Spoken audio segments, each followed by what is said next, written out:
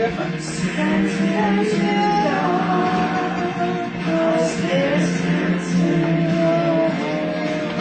Talk off the screen.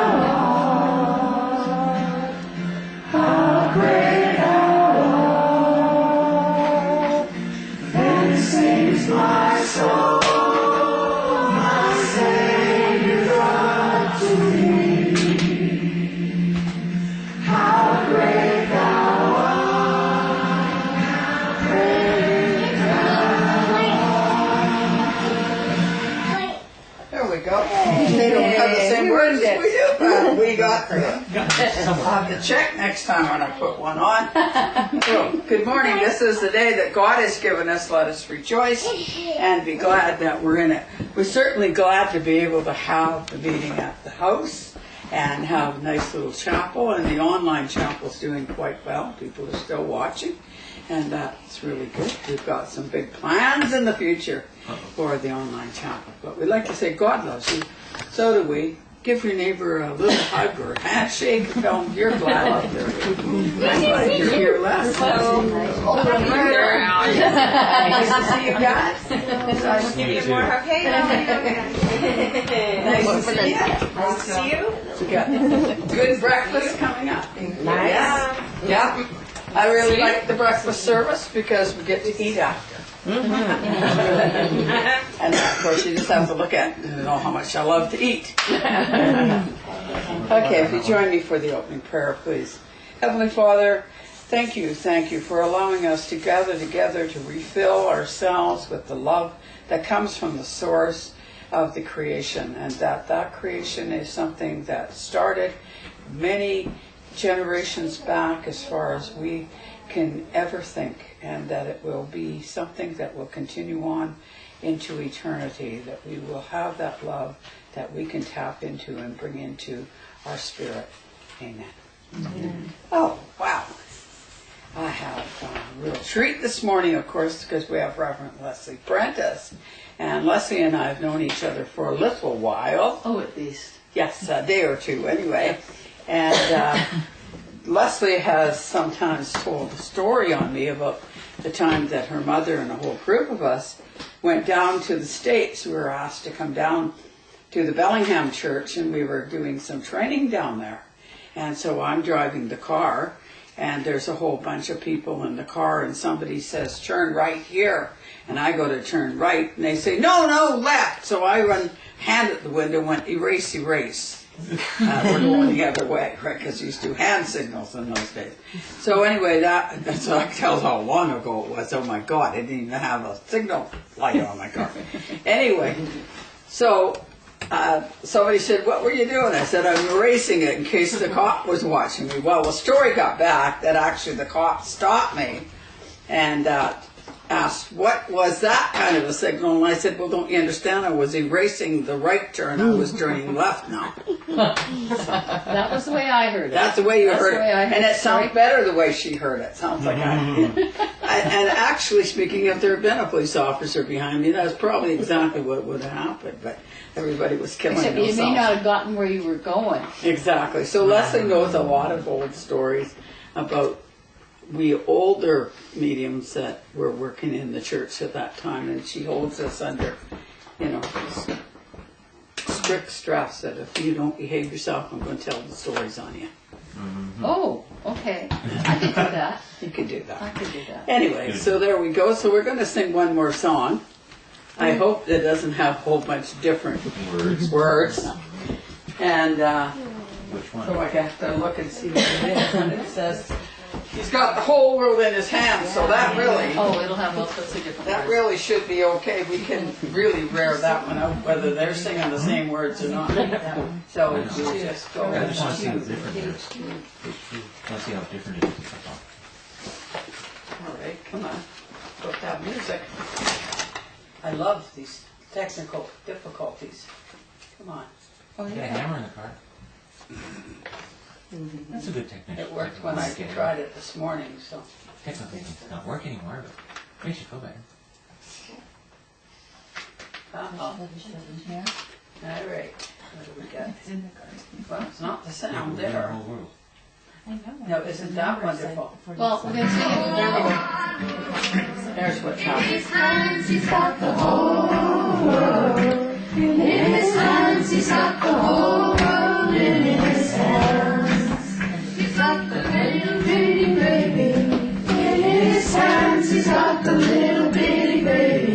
In his hands, he's got the little bitty baby. In his hands, he's got the whole world in his hands. He's got the whole world in his hands. He's got the whole wide world in his hands. He's got the whole world in his hands. He's got the whole world in his hands. He's got the human brother in his hands. He's got the human brother in his hands. He's got the human brother in his hands. He's got the whole world in his hands. He's got the whole world in his hands. He's got the whole wide world in his hands. He's got the whole world in his hands. He's got the whole world in his hands. He's got everybody here in his hands. He's got everybody here in his hands. He's got everybody here in his hands. He's got the whole world in his hands. He got the whole world in his hands. He's got the whole wide world in his hands. He's got the whole world in his hands. He's got the whole world in his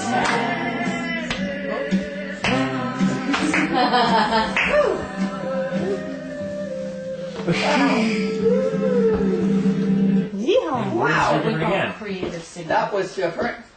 All right. There we go. So, Lesley, I guess Yes, it's ma'am. time for you to do I can do my thing. your part.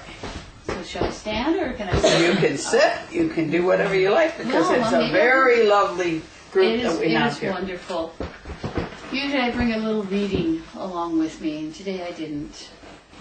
But I know they've been talking to me all week about this is how it began.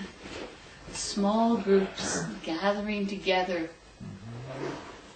coming together in a family group or a few friends, joining together and celebrating life, learning together to be less afraid of what's out there, because as we have come into the world and evolved as a species, there were so many things that we couldn't control, and we still can't control them. Then it was dark, flashes of lightning that filled the sky at night. Worrying about keeping warm. Those things still go on now. They haven't changed, but our understanding of them has changed. But there's so much more now in the world that we have to look out and see what's there. And we may not be afraid of the night. We know that the earth turns, and as we turn, we face the sun, and then we face the moon. We have the light, and we have the darkness, and that's part of our lives. I've been playing here. I have a bob. Whoops. It almost went Well, that's exactly almost like a yo-yo. Well, it is, but it's a bobbin of thread. It is beading thread, and I don't know, how many years ago now? Somewhere around 1997 or 1998. I can't quite remember the year. We had moved Community Church, which is now closed, but we had moved it from one place to another. And somebody we knew had invited us to go there, and it was a very tiny place. We could fit maybe 30 people into it.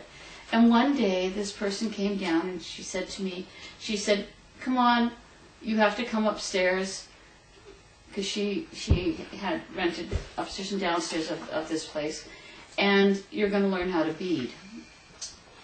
She was told I had to learn how to bead. She had learned how to bead. She's part First Nation, and she said one day some of the elders came and said, "You have to learn how to bead." And so she learned how to bead. And she was told I had to learn how to bead.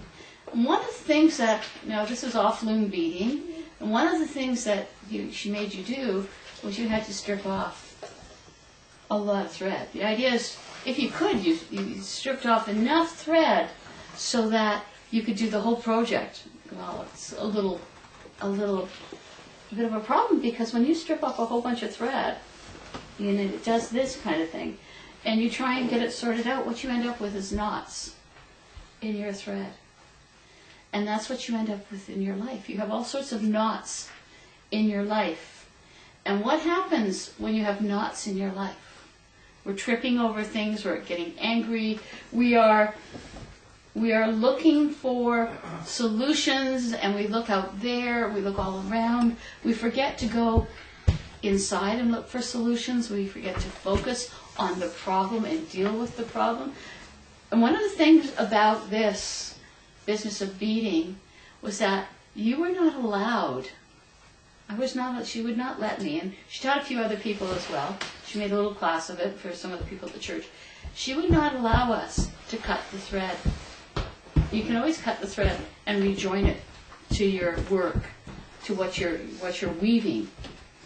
But she wouldn't allow us to do that. We literally had to find our way through the knots, unpick them. Now you're using a little fine needle and going in, and these knots get really tight in the center. But what happened is, as we made knots, and as we unworked them, we focused on things. And as we learned to focus on this, we learned to focus on other things in our lives, and those things started to unravel as well. The knots in our lives started to resolve themselves. Things got easier, they were different. What we were trying to make, the tapestry that we were creating, the little amulet bags or whatever we were creating, they got made. And they might have a mistake or two in them, but what is life but learning and growing? And so here we have this little, I've got a couple of nice knots in there now. And that's what happens when you're beading. You've got all this thread, and you're pulling it through, and you've done something, and suddenly you've got this when you're trying to go through a small bead. And you have to unravel all of this before you can go on, before you can move on. And that's what happens in our lives. And that's actually, people came together, and they told stories, and they talked about what was beyond, and they worked out ways of living and understanding that helped them to go through every day, to get through the day. They also took in all the learning that they had from people teaching them how to do things, from learning how to cook and to clean as we go through. All of these things come into play, and they make us who we are. And it doesn't matter whether it was 100,000 years ago, 10,000 years ago. Today, we are still learning and growing. We are still trying to find our way, and we are still trying to find what we believe in. And it doesn't matter what it is we believe in, as long as it anchors us, as long as it helps us, and as long as it doesn't hurt anybody else. If you persist in believing something that hurts you, unfortunately, that is your problem. It's not something that I can fix. It's not something anybody else can fix. We're the only ones who can solve our problems. We're the only ones who can work through the solutions to unravel the knots in our lives. Other people can help us. They can make suggestions. But if we don't work on solving the problems in our lives, they magnify, they get worse.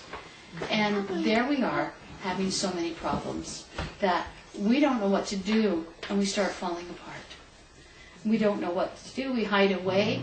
We don't want to go outside of our houses. We don't want to go outside of our rooms. We sit and hide away in the rooms. We don't want to be anything else. We're too frightened to go out there. And we don't want to admit that we're frightened, and we don't want to ask for help from other people. And other people can help us. They can't solve our problems, but they can help us. And the reason because they can't solve them is because if they do, it does work for the very short term. You know, if we've got ourselves into huge debt and somebody pays it off for us, well, guess what's going to happen? We're going to create more debt because we won't have learned from that. But when we solve it ourselves, then we learn from it. And I've gone through the debt problem, and I've learned from it, and I've learned to live within a budget and to do that. But I had to do it. I had to go seek help. And I also had the thing where I had debt, and it wasn't paid off for me, but a loan was facilitated for me so that I could pay it back in one place. And it was literally my mother saying, enough of this. And she went to the bank. She arranged the loan. I had to go in and sign the papers, turn over all my credit cards, and they cut them up in front of me. And that worked. I paid off all my debt. But I didn't go bankrupt at the time. People started sending me, credit cards again. And of course I ended up with 5 credit cards and $50,000 in debt again. And no way to pay it off, logically. When I was working, I was working someplace where I was make a decent wage, but we got cut in our wages. And that was around the time I had figured out that I was in debt and I was in trouble, and I was trying to solve it myself. I was trying to solve it, and I was putting out every single penny I had because I was living with my parents. So I put in some money for food. They didn't want rent, but I was helping them around the house.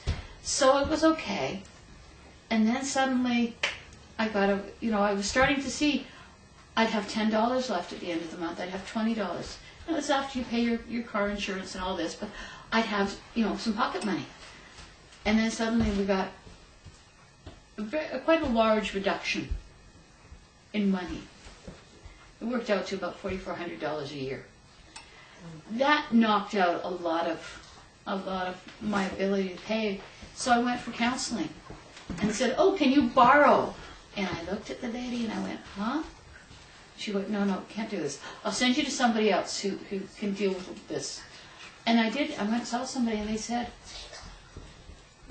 "The only way we see through this for you at your age is to go bankrupt." And I didn't want to go bankrupt. But I went home and I thought about it and I talked about it and I went back and I said, okay. And it was a hard thing to learn, but the one thing I learned out of it is you have to seek help. You have to go and get some help, but you have to do it yourself.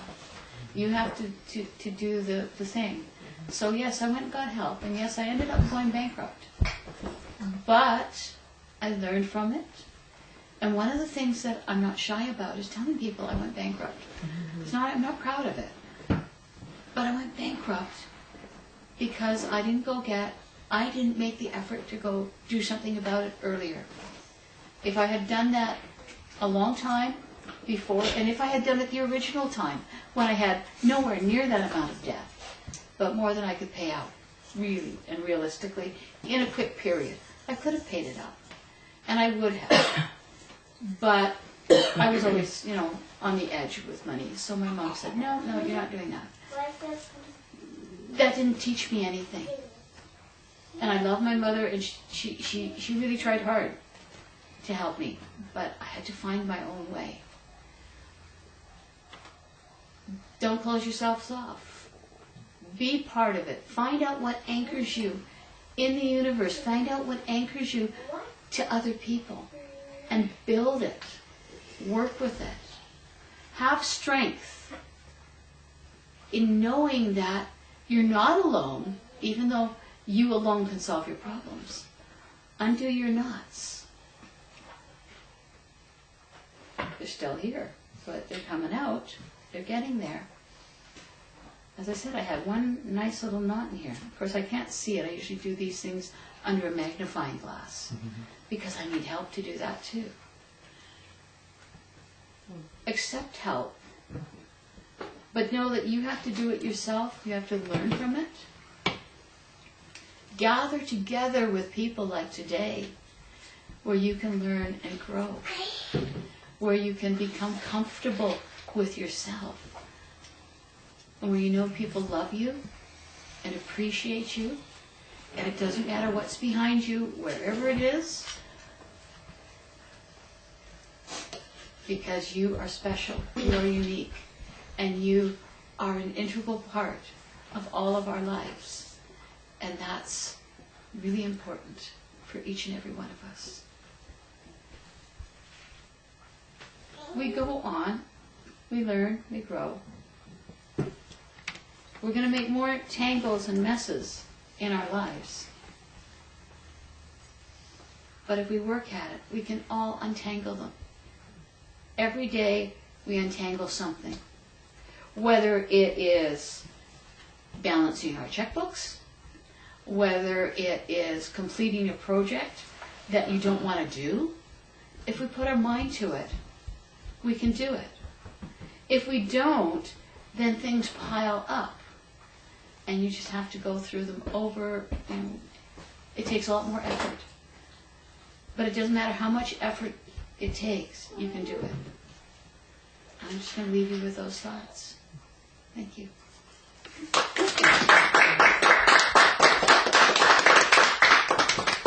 That's great, Les. When you think about it, that a lot of times we do exactly like you said. We play checkers the same way every time. Mm-hmm. We have a plan that we play a certain way and we lose all our checkers. Yep. And we keep losing our checkers because we play that same way all the time. And the minute you discover that there's something that your moves are wrong somewhere, then you can start winning the checkers back. But sometimes we just have to keep playing the game and getting tangled up and untangling until we realize that if we need to change the game and fool the player. Absolutely. Yeah, good stuff. Sounds good. Of course, you realize that we are a healing ministry and that we do ask everybody to work each week, each day, towards using their ability to heal.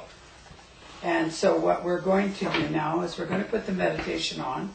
This is a time for you to allow that energy to come from the source through you. Allow it to come through you, heal you on the way through, because healing facilitators heal themselves. They get all this beautiful energy, and it heals them as it comes through. And then as it comes through them and it heals them, there is an limited amount of energy that's flowing, and it's going to heal the people next to them, and then the people in the whole room, and the whole universe in the end. So if we just meditate once a day at least, and use that meditation to allow ourselves to heal from the source. Find a comfortable position and take your thoughts inward and upward to a little spot in the universe where God resides and healing begins. Allow the energy to move through the tips of your toes, moving upward, swirling around and round the body, and allow it to come up through the top of the head and flow over the body like a gentle summer rain. As you breathe in again, feel the energy bringing alive all the cells in the body that work together with all of the organs. And allow those organs to be like a wonderful symphony concert orchestra that play their instruments independently, but they play with such harmony and such rhythm that they are working for the whole beauty of the piece they are playing. And as you breathe the energy in and revitalize all of the energies in the body, in the cells, in the organs, know that you are doing that to bring healing to the whole. And as the energy comes in again through the tips of the toes, allow it to expand into the mind.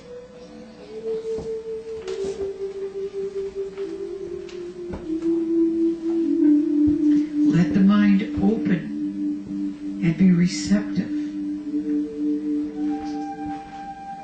Let the mind be positive and be healthy, so that it may touch the dreams, the ideas that God has to make you all that you can be. Allow those dreams, those thoughts, those energies to come through the mind to healthy growth, so that they will grow and produce the dream that God has for you.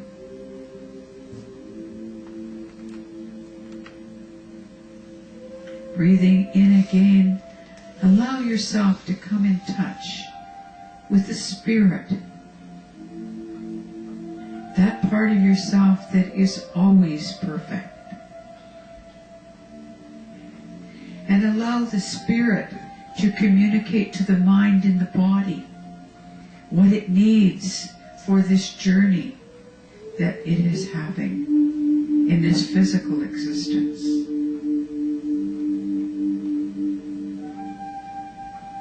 And as you have healed your own self, body, mind, and spirit, be like a pebble in a great pond of energy, and allow your energy to move forward and ripple outward, and let it touch each member in the room.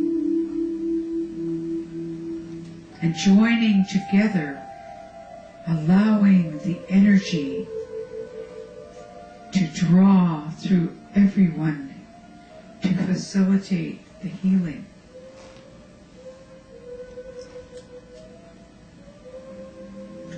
Taking a deep breath now, think about outside of this room into the community of your family, the community around you, of your teachers and your leaders, and allow that energy to ripple out and touch all of them, so that they too may experience the wonderful healing, the wonderful peace.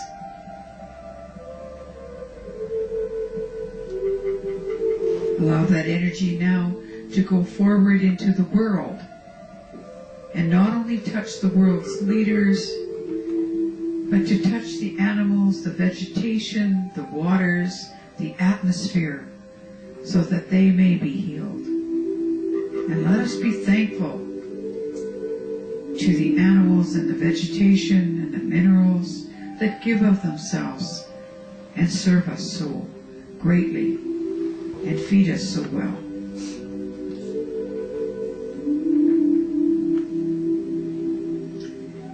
Allow us now to reach out into the universe, into other parts of the universe that we are not familiar with.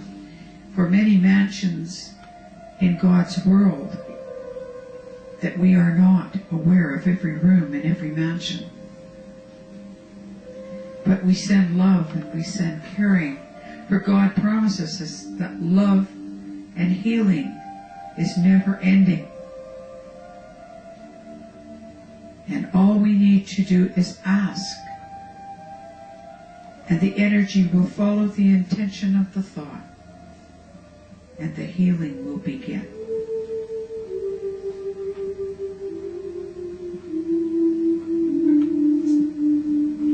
Now, as we circle back to the seat of the soul, take a few moments just to sit quietly before you come back to your everyday, workaday world, to enjoy the tranquility and the peace of the healing area of your garden, the inner garden of healing.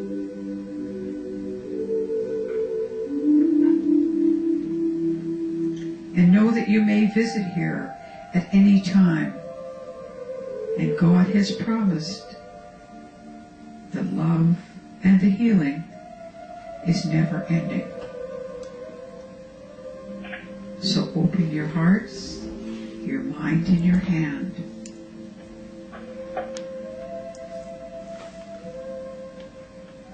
God bless you, and He sends His angels to keep after you.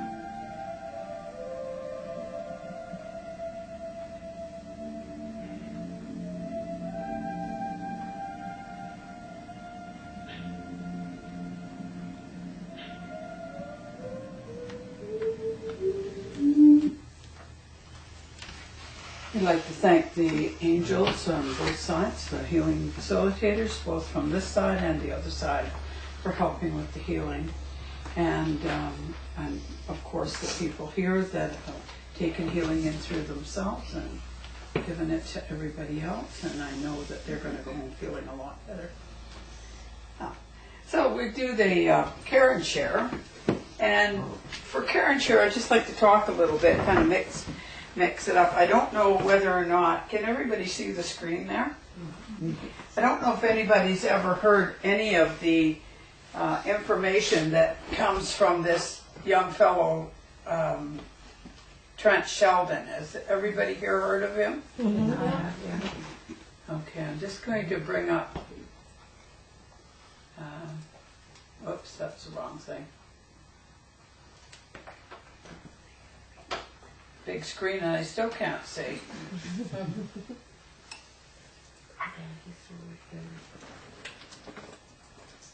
I'm going to bring up on the chapel page. It's less than 2 minutes long, this talk. And then I'd like to talk to everybody about what they feel with this. Okay, I don't want part 2. This is, and I'll read a little bit what I put on there.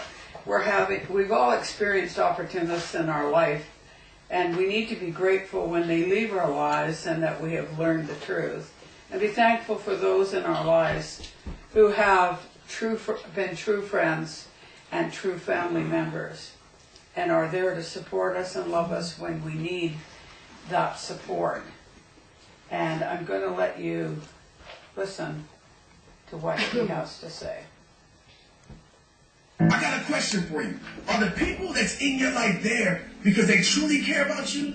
Or are they just there only because they care about what you can do for them? I'll tell you right now, some people will only love you as much as they can benefit from you. Some people will only support you as much as they can use you. I like to call them opportunists. Opportunist friends, sometimes it's opportunist family, because they're there only in your life because of what they can get from your life. They don't see you as a friend, they see you as a platform. Some people are slaves, do you hear me? Some people are slaves to recognition and will do anything it takes to be recognized, including pretending to have love for you just to use you. You're not a friend of them, you're just a key. They want to use your life to open up doors their life couldn't open. They want to use your life to take them places their life couldn't go. They're not loyal to you. They're loyal to your success. They're not loyal to you. They're loyal to your status. They're not loyal to you. They're loyal to whatever it is that they can take from your life. I'm telling you this right now. Where those benefits end is where their loyalty is going to stop. So ask yourself these questions. If you had nothing to offer, what would they be willing to give you? If you had nothing to offer, would they still be there in your life? These are the types of people that do just enough to keep you. That way when they need you, they can use you straight up. And I'll leave you with this. Some people don't come in your life to love you. They come in your life to use you. They don't see you as a friend. They see you as opportunity. But like I tell you in every single video, it all starts with you. Connect with me on every social site, at Trent Shelton, Snapchat, Rehab Time. Keep moving forward. Let nothing hold you back. Live it, breathe it, be it. Be used by God, not by people. It's rehab time. Let's get it. Okay, what I would like to point out with that we have a lot of people that come in our counseling rooms, a lot of people that come into the chapel, and when they first come, they're heartbroken. This particular chap has a lot of really good stuff. He has one called Don't Break Your Own Heart. He basically says in there that you can only have your heart broken once by one person. Anything that goes beyond that, you allow them to break your heart. In other words, you know already that they are not who they claim to be. In this case, he's talking about opportunists. We're talking about people who use you in relationships. And he says in the other one, why would you want to go back into a relationship that basically putting your finger in a pencil sharpener and grinding it and saying, oh my God, that hurt, and then go back into that relationship again. So when we're working with people in a counseling room, we don't tell people what they should or shouldn't do, because I'm not walking in your moccasins, and I don't have the experience that you had. But what we do try to do is get them to recognize if a situation isn't good for them, to recognize that themselves and go forward with that. And much the same, it's funny because we didn't talk about what I was going to talk about, and Lesley didn't tell me what she was going to talk about. But this untangling the knots that we get in our own life all the time, that we tie these knots up, and we allow those knots to just keep on tangling us up more and more. And we don't even get one untangled when we tie another one on top of it, when we're getting back into the same situation over and over again. So on the share thing, what I would really like you to do is, as Lesley said, ask for help when you're talking about whether it's finances or whatever. But in a case like this, you've got the internet. You don't even have to go and spend a lot of time with a psychologist or whatever. But if you do need the help, go to a psychologist or go to a psychiatrist or go to your doctor or whoever it is to help you, somebody to help you through that. There's nothing wrong with asking for help. Now we are going to have next week, I'm going to include that now because I'm feeding into this, we're going to have Ted Coons. Now if you have not watched or seen Ted, this is a treat. It really is. I had him at one of my conferences one time, and people told me he did an hour program on the conference, and they told me they would have paid the whole cost of the conference just to watch him speak for that hour, because he's absolutely awesome kind of guy. He's written a book called Peace Begins With Me. He's gone through the mill himself, so like Lesley, you're giving your personal testimony to putting your finger in your own pencil sharpener and keep putting it back until you found out it doesn't work, right? Well, he went through tough times. So as a psychologist, and he was at that time a family psychologist, and he was struggling with his own family situation. And you will hear him talk. Now, he will give you a lot of good advice. There's a lot of good advice even in his book, just by reading it. It's a very tiny little book. I think I loaned it to you, did I not? I think so. Yeah, It sounds. and it's a very good little Yeah. book. It basically opens up your eyes to sometimes to what you're doing, but he's really not trying to do that in there. He's just telling you his situation. But he is a tremendous person. There is somebody who, if you're in trouble, you could go to. So next week, and I would really implore you to come if you can, get booked in for that. Because instead of having the circle afterwards where we're going to do the message circle, we have the circle where we have a conversation circle. Okay? And you can bring your question to Ted. If you have something that's blocking you, you can say to Ted, this is what I'm going through right now. What would be your advice of how to deal with it? Now, he doesn't claim to be a medium in any way, but everybody who works with people do work as mediums, and the right words come in their mouth for you. And so I found that when we work that way with Ted, that a lot of times the information comes, it's very, very much from the source, and very helpful to the people. So don't be afraid to ask for help. I'm saying the same thing. Don't be afraid to say, I can't handle this myself. I've just got out of control with this. Whether it be, addiction problem of some kind, or whether you're addicted to your family, or you're addicted to anger, or you're addicted to whatever. Just say, I just can't get myself under control, and just need to deal with this particular issue, and get somebody to help you with it. I have to confess, I went through, and I don't know if anybody here knows about panic attacks, but I went through agoraphobia to the point for 3 years I could not walk from here to my front mailbox outside without thinking I was going to faint 3 times. I think I was going to die on the way out there. And it was a very difficult thing to have to come to try to drag myself up, because it's illogical. It doesn't make any sense to you if I say I can't go out because I think I'm going to die. You'd say, Barbara, you're not going to die. Just grab a hold of yourself and get out there. What's going to happen to you? But for the person that it's happening to, that is life-gripping terror. So, I had to go for help. I had to actually go and get somebody who is a professional in that field to help me learn how to get through that.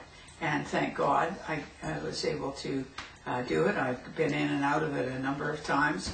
I learned how to walk through the fear and get past it, and be successful with it.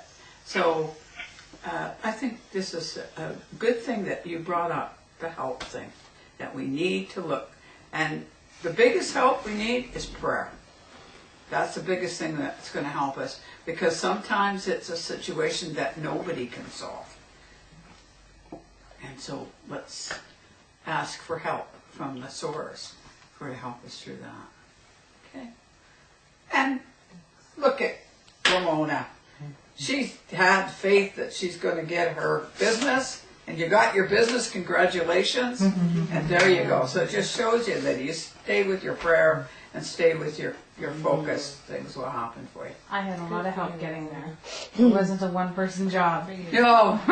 Well, it never is. I might say, well, I had a business, or I had, I founded the church, but the church was not my church, and I always said that church, even when we had it in the biggest running that it was doing, when we had the center and everything, that wasn't my church. I was fortunate enough to be the senior minister there, but that church belonged to the people, as they put it there, and they decide if it's staying there, and that's exactly how it works in this world. Okay, good. So, Adam. Yes, ma'am. Yes. Would you like us to go into a circle, and we will? Yes. That would be a good idea. Everybody that, and I'm going to. All right. And we'll go into a circle, and we will talk to Miss Gail up there while we're doing that. I'm standing up with her right now, so if you guys don't mind, I'm going to stand with her so she doesn't. No, that's fine. So she doesn't. If you It doesn't disturb anything. Yeah. Miss Dale, are you there? Okay, we're gonna go into the circle. You're in the circle now. So there you go.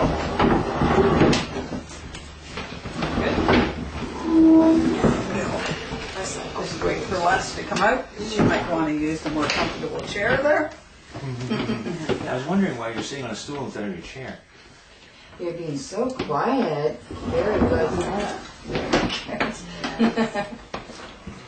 She's not used to having to be quiet. So I could move that chair back and forth, actually. How are you doing there, sweet pie? I was trying to do 10 things She's at one still time. Didn't notice the dog bone tripped on it, and I tried to catch myself to kind of roll the ankle. Smacked my shoulder. It happened in less than 30 seconds.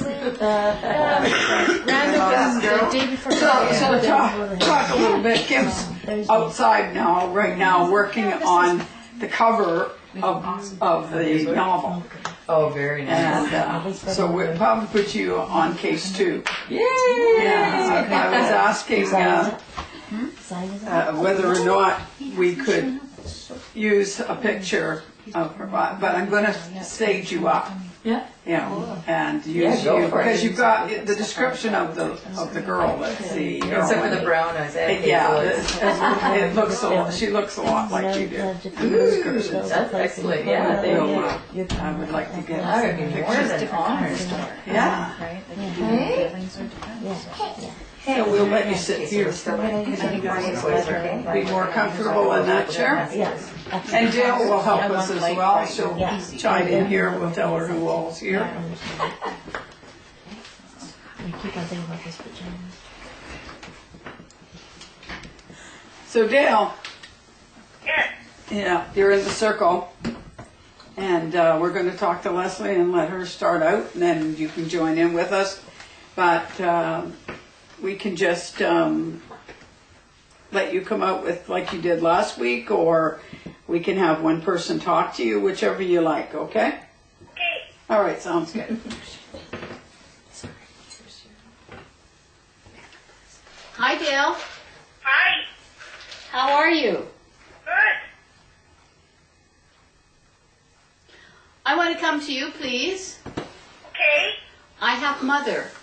Oh, all right. She's the lady is saying Mother. Okay. Okay. This is a lady whom you resemble, but she was thinner, Yes. and she was a lady who had some problems with her teeth. She did, yes. Okay. And she's also a lady who was very, I'm going to say she looked like she was very, very competent and confident on the outside, but on the inside she was shaky. Yeah, that could be. Okay. And I know that as this lady is coming through, that she was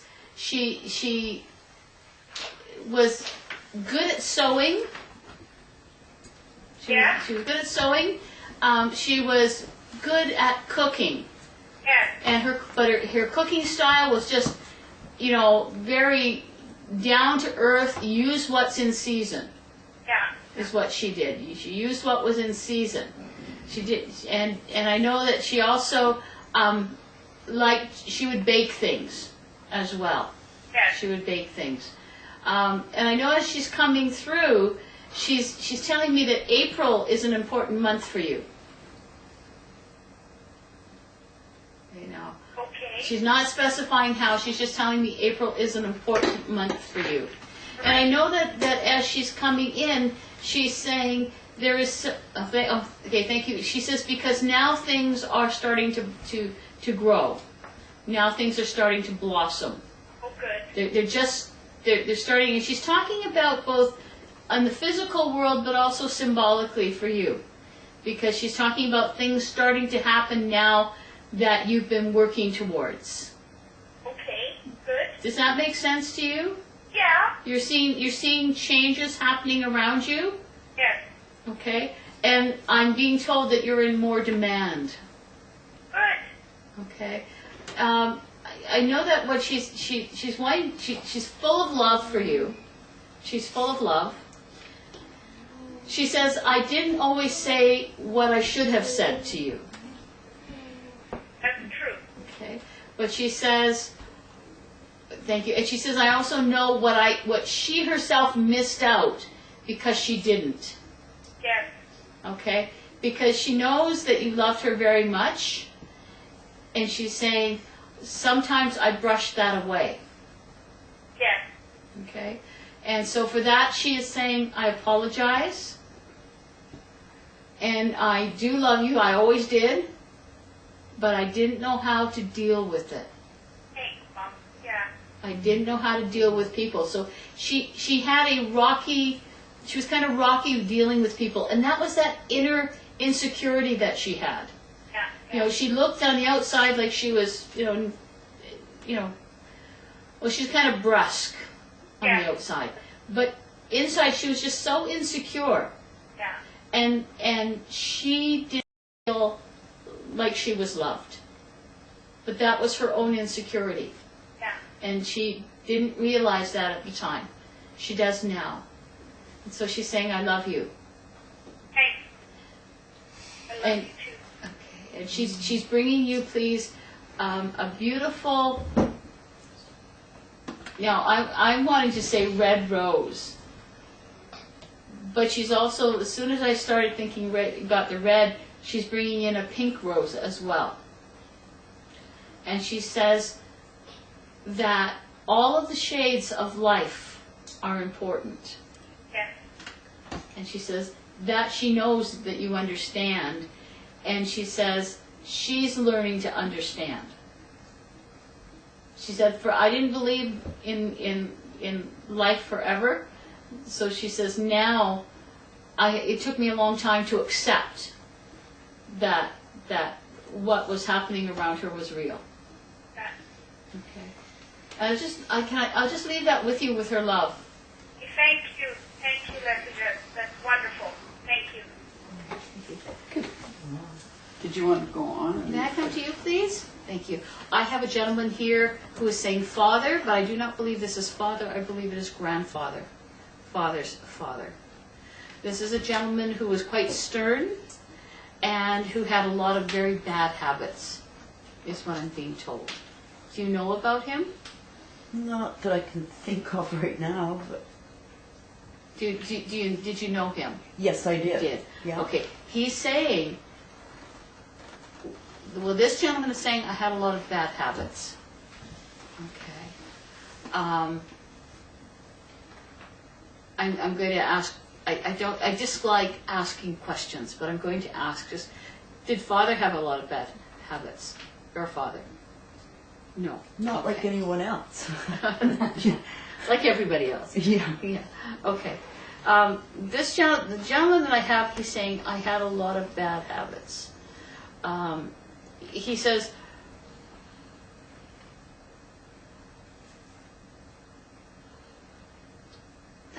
he says he was taught better, but he did things that got in people's way. And he did it, he's saying, I did it deliberately. They weren't,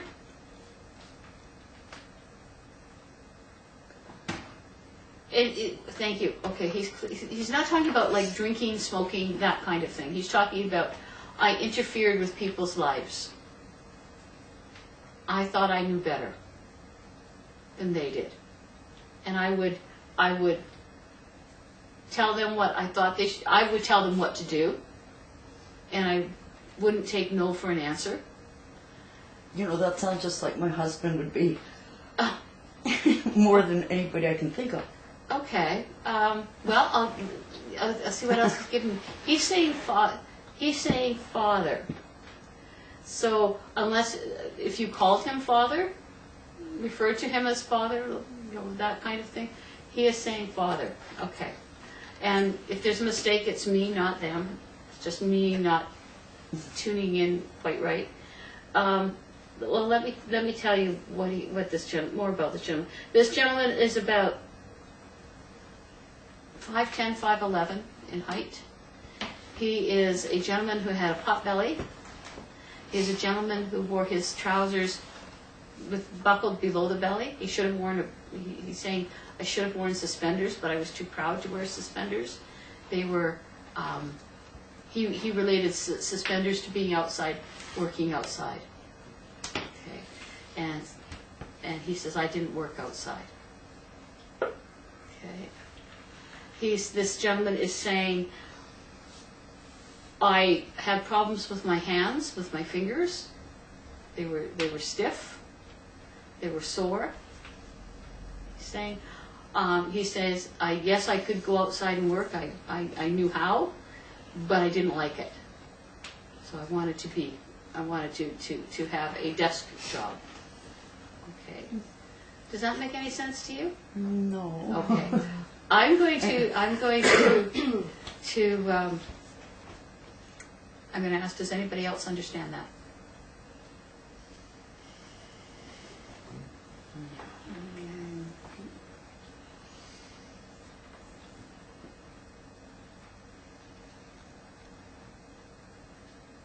Would that be Dave's dad? No, he passed on long ago when he was short, and Yeah. I never knew him. Yeah. So it's not like in the family. But my dad was tall, but he did work outside, and he loved to work outside. He was a farmer.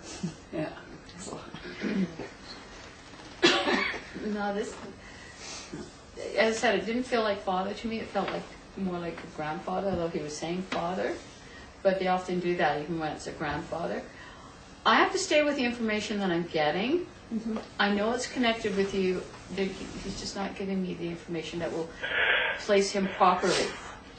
Okay, so he's not talking enough for me to get that. So unless he's going to give me the information, I can't continue with it. So I'm going to have to let that go right now. Okay, thank you. If he comes back and gives me more, then I will certainly let you know. Okay. You want me to go? Sure. Okay. Ray's coming in, and he's really quite proud of what's been going on this last while with you. He's because I knew him, you know, he's just coming in, and it's interesting because he makes me feel, and you'll understand this. He makes me feel like